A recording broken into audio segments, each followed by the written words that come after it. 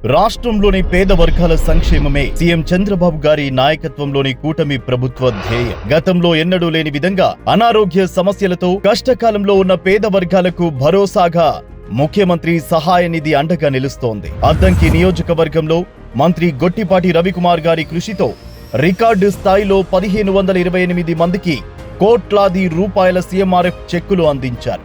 సంతమాగులూరు మండలంలో 279 మందికి, బల్లికురవ మండలంలో 295 మందికి, కొరిసపాడు మండలంలో 196 మందికి, జే పంగులూరు మండలంలో 282 మందికి, అద్దంకి మండలంలో 286 మందికి, అద్దంకి టౌన్లో 190 మందికి, నియోజకవర్గ వ్యాప్తంగా మొత్తం 1528 మందికి సీఎంఆర్ఎఫ్ చెక్కులు అందజేశారు.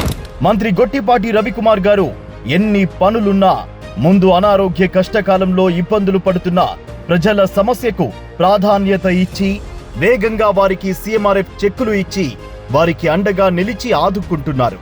కూటమి ప్రభుత్వం క్షేత్రస్థాయిలో గుర్తించిన ప్రజల కష్టాలను ప్రణాళికబద్ధంగా పరిష్కరించేందుకు సీఎం చంద్రబాబు గారు తీసుకుంటున్న చర్యలను వేగంగా అమలు చేస్తుండడంపై లబ్ధిదారులు హర్షం వ్యక్తం చేస్తున్నారు.